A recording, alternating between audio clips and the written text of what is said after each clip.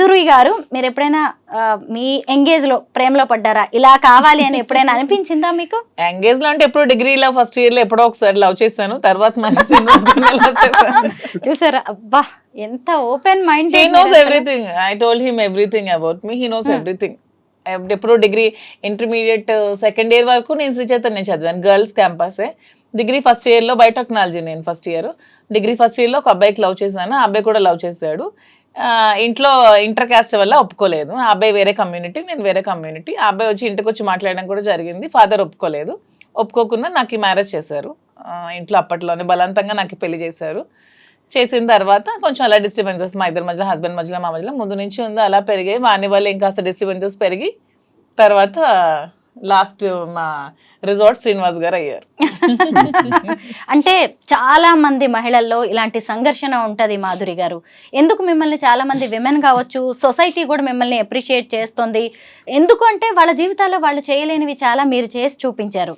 మీరు ఎంత అసలు ఆయన పక్కన కూర్చోబెట్టుకొని మీ లవ్ స్టోరీ గురించి చెప్పారు. ఇప్పుడు మళ్ళీ నేను ప్రేమలో పడ్డాను ఈయనతో అని చెప్పారు కదా. అసలు అంటే ఉమెన్ సంఘర్షణకి గురై భర్తతో ఇబ్బందులు పడుతూ ఆత్మహత్యలు చేసుకుంటూ, మొన్న ఎవరో ఒక అమ్మాయిని చూశాను పాపం, డాక్టర్ అమ్మాయి లవ్ మ్యారేజ్ చేసుకుందంట పాపం. ఒక వీడియో పెట్టింది, ఎంత బాధ అనిపించింది అంటే, ఎందుకు అంత బాధపడాలి, నువ్వు బయటకు వచ్చేసాయి, నీకు నీ చేతిలో చదువు ఉందిగా, నువ్వు హ్యాపీగా బతకచ్చు కదా, బయటకు వచ్చి అంత ఏడుస్తూ అంత చచ్చిపోతూ నువ్వు అక్కడ ఎందుకు బ్రతకాలి, సొసైటీ కోసం నువ్వెందుకు బాధపడాలి, సొసైటీ నీకేమైనా పెంచుద్దా, నువ్వు చచ్చిపోతే నీకేమైనా వచ్చి ఆపుద్దా, హ్యాపీగా వచ్చి బ్రతుకు. సో మనం ఏదో ప్రాబ్లమ్స్ ఉన్నాయని ఇరుక్కుంటూ మరి ఎంత పాసిబిలిటీ అంటే అంతవరకు సాల్వ్ చేసుకోవడానికి ట్రై చేయాలి. మనం ఒక వైఫ్ అండ్ హస్బెండ్ మధ్య మనస్పర్ధలు వస్తే సాల్వ్ చేసుకోవడానికి మాక్సిమం ట్రై చేయండి. కుదరలేదు, మనం అక్కడ సస్టైన్ అవ్వలేము, ఇంకా చావే శరణ్యం అయినప్పుడు ఖచ్చితంగా బయటకు వచ్చి మీ బతుకు మీరు బతకండి. అంతేగాని మీ లైఫ్ని ఎవరి కోసం నాశనం చేసుకోకండి. ఇది మీ లైఫ్, దేవుడు మీకు ఇచ్చిన లైఫ్, మీ లైఫ్ అనవసరంగా స్పాయిల్ చేసుకోకండి. శ్రీనివాస్ గారు మీరు చెప్పండి, మీకేమైనా ప్రేమ కథలు ఉన్నాయా? ఒకటి రెండు కాదు, ఒక 100 కథలు ఉంటాయి. గొడవ పెట్టాలి. మరి ఆవిడ అలా చెప్పినందుకు మీరు కూడా చెప్పాల్సిందే ఖచ్చితంగా. ఎందుకంటే అంత ప్లెయిన్ గా ఉన్నారు, అంత తెల్ల కాగితం అసలు.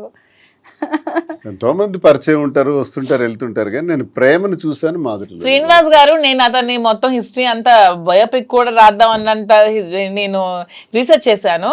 అతను లైఫ్ లో కాలేజ్ డేస్ నుంచి చిన్నప్పటి నుంచి మొత్తం అంతా రీసెర్చ్ చేస్తే శ్రీనివాస్ గారు ఎప్పుడు ఎవరిని లవ్ చేయలేదు తన లైఫ్ లో. ఏంటండి మీకు ఆయన అంటే, అసలు బయోపిక్ రాస్తారంట. యాక్చువల్లీ మూవీ కూడా తీద్దామని చాలా మంది వస్తున్నారు. శ్రీనివాస్ గారి స్టోరీ చిన్నప్పటి నుంచి ఇప్పటి వరకు, ఈవెన్ మా లవ్ స్టోరీతో కలిపి తీద్దామని చాలా మంది మాకు కన్సల్ట్ అవుతున్నారు. ఈ బిజినెస్ లో పడి కొంచెం గ్యాప్ ఇచ్చాం. మంచి మంచి స్టోరీస్ ఉన్నాయి. అతని లైఫ్ లో ఎప్పుడు ఎవరిని లవ్ చేయలేదు. అతను ఫస్ట్ అండ్ లాస్ట్ నన్నే లవ్ చేసి ఉంటారు.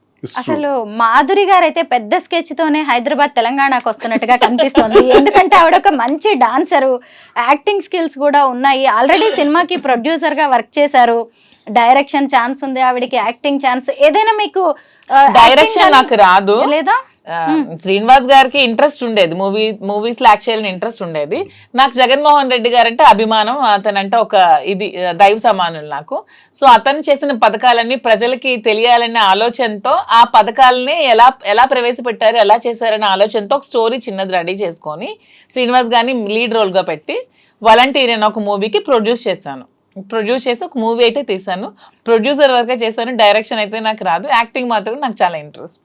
మీకు సీరియల్స్ లో గానీ, సినిమాల్లో గానీ, వెబ్ సిరీస్ లో గానీ ఛాన్స్ వస్తే చేస్తారా? నాకు ఒక మంచి ఉమెన్ విలన్ రోల్ చేయాలని ఉంది నాకైతే. అంటే రియల్ లైఫ్ లోనేమో మీకు మీరు హీరోయిన్, అంతే, మళ్ళీ రియల్ లైఫ్ లోకి వచ్చేసరికి విలన్ రోల్ చేయాలని ఉంది. యాక్చువల్లీ ఈవిడ దేనికి సూట్ అవుతారండి రియల్ లైఫ్ లో, మీరు చెప్పండి. మంచి మనసు ఉంది అమ్మాయి, అంతేనా? ప్రేమ, అభిమానం. మీరిద్దరు కూడా సొసైటీ కోసం, పెద్దల కోసం పెళ్లి చేసుకున్నట్టున్నారు, పిల్లల్ని కూడా కన్నారు. కానీ మీ జీవితాల్లో ఏదో వెళుతుంది. ఆ టైం వెళితే ప్రేమ, ఆ ప్రేమ కరువైంది. ఆ ప్రేమ మా ఇద్దరి మధ్యలో ఇప్పుడు చిగురించి అది గత జన్మ. అంతే, నేను అదే నమ్ముతాను. కర్మ సిద్ధాంతంలో నేను అదే నమ్ముతాను. ఎక్కడో గత జన్మలో ఆగింది, ఆ బ్రేక్ ఇప్పుడు అది కంటిన్యూ అవుతుంది. అన్ని లవ్ స్టోరీస్ ఫిక్షన్ నుంచి వస్తాయేమో, మా love story real. So fiction వేరు, రియల్ వేరు, మాది రియల్. ఏం నచ్చుతుంది మీకు ఈ వీడియోలో? ఫెయిర్నెస్, స్పష్టంగా, క్లారిటీగా, ట్రాన్స్పరెంట్గా ఉంటుంది. నా పట్ల చాలా ప్రేమ చూపెడుతుంది కదా. అసలు ఇంత ప్రేమని భరించడం కష్టం ఇంత కదండి. ధైర్యం అయింది. నేను పొరపాటున ఒక మాట అంటే ఇమీడియట్ గా ఎలా రియాక్ట్ అవుతుందో తెలియదు. ఓమ్మో, భయమేస్తుందా మీకు? అందుకే నేను చాలా జాగ్రత్తగా ఏమన్నా. అంటే ఒక ఏంటలా క్షణం భయపెట్టేస్తున్నారు ఆయన్ని మీరు? అంటే ఒక క్షణం అతను నాతో మాట్లాడకపోయినా నేను ఉండలేను అనమాట. ఒక క్షణం ఆ గ్యాప్ కూడా నేను తీసుకోలేను.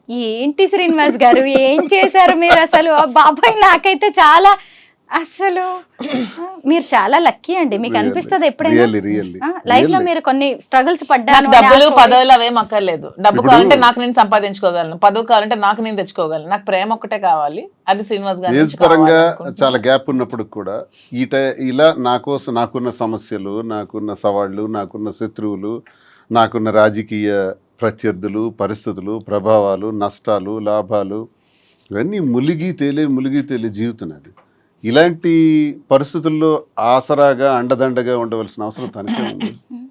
ఇది ప్రేమ కాకపోతే, గత జన్మ సుకృతం కాకపోతే ఎందుకుంటుంది? నాది త్యాగం కాదు, తనదే త్యాగం. నిజంగా నా కోసం నిలబడి ఇన్ని చేస్తున్నప్పుడు ఏ మనిషి అయినా ఇంకెంతకన్నా ఏం కోరుకుంటాం? జీవితంలో పుట్టినాక ప్రేమనే కదా కోరుకుంటాం. అది తల్లి ప్రేమ, తండ్రి ప్రేమ, అక్క చెల్లెళ్ళు, అన్నదమ్ముళ్ళు, స్నేహితులు, ఆఖరికి ఇలా ప్రేమ, ఒక ఆడమగకి మధ్య ఉండేటువంటి ప్రేమ. ఈ ప్రేమతత్వమే మనల్ని ఇలా మార్చుతుంది. నిజంగా. అంటే మాధురి గారు, మీకు మీ లైఫ్ లో ఒక అసంతృప్తి, ఒక వాక్యూమ్ అనేది ఉండొచ్చు. ఒకవేళ అందరు ఆడవాళ్ళలాగే నచ్చకపోతే విడాకులు తీసుకొని వేరే జీవితాన్ని ప్రారంభించే అవకాశం కూడా మీకుంది. అయినా సరే ఎందుకు దువ్వాడ గారే, ఎందుకంటే మీ చుట్టూ కూడా ఎంతో మంది మగాళ్ళు ఉండొచ్చు, ఎంతో అట్రాక్ట్ చేసే అవకాశాలు కూడా మీకు ఉండొచ్చు. అయినా సరే ఎందుకు ఈయనే నచ్చారు మీకు? పైగా ఇద్దరు పిల్లలు పెద్దవాళ్ళు అయ్యారు, వాళ్ళ ఇంట్లో ఉన్న ఇష్యూస్ ఇవన్నీ మీకు తెలుసు. అయినా సరే ఇంత ఏజ్ గ్యాప్ అంటే శ్రీనివాస్ గారు అన్నట్టు ఇది నిజంగా గత జన్మ బంధమేమో అని నాకు మిగిలిపోయిన, గత జన్మలో మేము మిగిలిపోయిన ప్రేమికులమేమో అని నాకు అనిపిస్తుంది.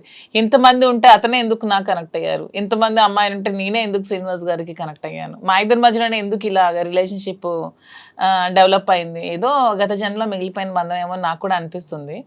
శ్రీనివాస్ గారిలో అంటే కొన్ని క్వాలిటీస్ నాకు బాగా నచ్చాయి. తను చాలా హంబుల్, హానెస్ట్, స్ట్రైట్ ఫార్వర్డ్, నీతి నిజాయితీతో ఉంటారు, లంచం ఇలాంటివి ఏవి ఎవరు ఎంత చూపించినా అవి ఏమీ లొంగరు. సో ఇవన్నీ కూడా అతను ఉన్న బెస్ట్ క్వాలిటీస్, చాలా రేర్గా ఉండే qualities. Like diamond, Kohinoor diamond లాగా ఎంతో ఎంతో రేర్ పీస్ లాగా, ఒక రేర్ యాంటిక్ పీస్ అనమాట దువ్వాడ శ్రీనివాస్ గారు. ఈ రోజుకి ఇలా చూసినా గానీ ఈ వీడియో కోసం వెనకబడే వాళ్ళు చాలా మంది ఉండొచ్చు కూడా. అంటే ఆవిడకున్న క్యారెక్టర్ అలాంటిది, ఆవిడకున్న క్వాలిటీస్ అలాంటివి. అయినా సరే అసలు మీకోసమే ఆవిడ అలా స్టాండ్ అయిపోయి ఉండడం, ఇంత పిచ్చిగా ప్రేమించడం మీకు ఎప్పుడైనా ఆశ్చర్యంగా అనిపిస్తుందా? ఆశ్చర్యమే కదా. నేను అదే అనుకుంటాను. నా జీవితం ఎప్పుడు ఆ ఈర్ష్య, అసూయ, ద్వేషం, ఆధిపత్యాల మధ్య నడిచింది మా ఇంట్లో. ఇలాగే వెళ్ళిపోతానేమో. నేను కొన్నిసార్లు అనుకున్నాను, ఏంటబ్బా ఈ కుటుంబ జీవితం నాకు ఇలా ఉంది. పిల్లల కోసం బాధ్యత వహిస్తూ చాలా ఓర్పు సహనంతో ఉన్నాను. ఇలాగే రహస్యంగా వెళ్ళిపోవాలి. కొంత జీవితం అయిన తర్వాత నేను ఏమనుకునేవాడిని అంటే ఎక్కడికైనా ఆశ్రమానికి వెళ్ళిపోదాం అనుకునేవాడిని. లేదు, ఎక్కడైనా ఒక 5 ఎకరాల ల్యాండ్ తీసుకొని నీట్గా ఒక చిన్న కుటీరం వేసుకొని ప్రశాంతంగా ఒక్కడనే ఉంటాను, వ్యవసాయం చేసుకుని ఎవ్వరికీ రానివ్వను, నేను ఒక్కడిని ప్రశాంతం బ్రతుకుతాను, నాకు ఒక్కడిని కావాలి, ఏకాంతం కావాలా. విసిగిపోయాను అనమాట ఇంటి వ్యవహారాలకి.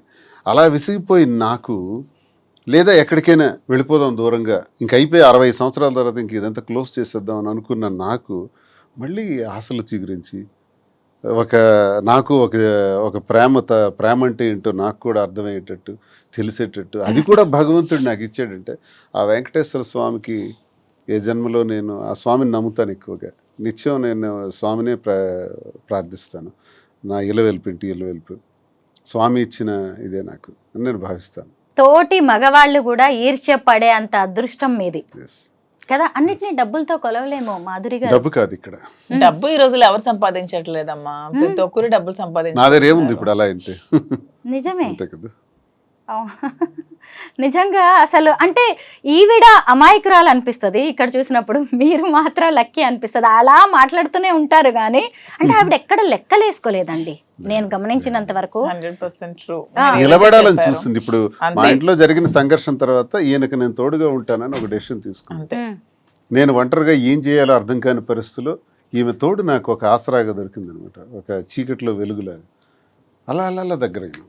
అది ఆ కారణం ఏంటంటే ప్రేమ, హిడెన్ లవ్, ఎక్కడో ఒక దగ్గర బయటపడినటువంటి ప్రేమ ఉంది. అది మాకు మా మధ్య ఈ స్థితికి దారితీస్తుంది తప్ప అందరూ ట్రోల్ చేసేటట్టు మేమేదో స్వార్థపూరితంగాను ఇంకొక దురాశ ఆశలతోనో ఇది చేయలేదు. మా పరిస్థితులే మాకు ఈ స్థితికి దారితీసాయి. ఇందులో ప్రేమ అన్నది మాకు ఇంత బలంగా మమ్మల్ని దగ్గర తీసింది. ఈ ప్రేమతో దగ్గరైనటువంటి మేము ప్రజలకు కానీ మా మీద ఆధారపడిన పిల్లలకు కానీ మేము పూర్తిగా భరోసాగా ఉండాలి. ఏదైతే ఇంక శేష జీవితం ఉంటుందో ఆ జీవితంలో మరిన్ని మంచి వ్యాపారాలు చేయాలి, మరింత మందికి ఉపయోగపడాలి, ఒక విమెన్ ఎంటర్ప్రెన్యూర్గా ఆమెను నిల్చోబెట్టాలి. నేను అన్నీ చూశాను. నేను బిజినెస్లో పీక్స్కి వెళ్ళాను, రాజకీయాలు చూశాను, అన్నీ చూశాను. ఇంకా నాకు అది ఇది చూడాలనే కోరికలు అయితే లేవు. ఆమెకు సపోర్ట్గా ఉందాం, ఏం చేస్తే అటన్నిటికీ ముందు సపోర్ట్ చేస్తాను. బిజినెస్లో కానీ రాజకీయాల్లో కానీ ఏం చేసినా పర్వాలేదు. మాధురి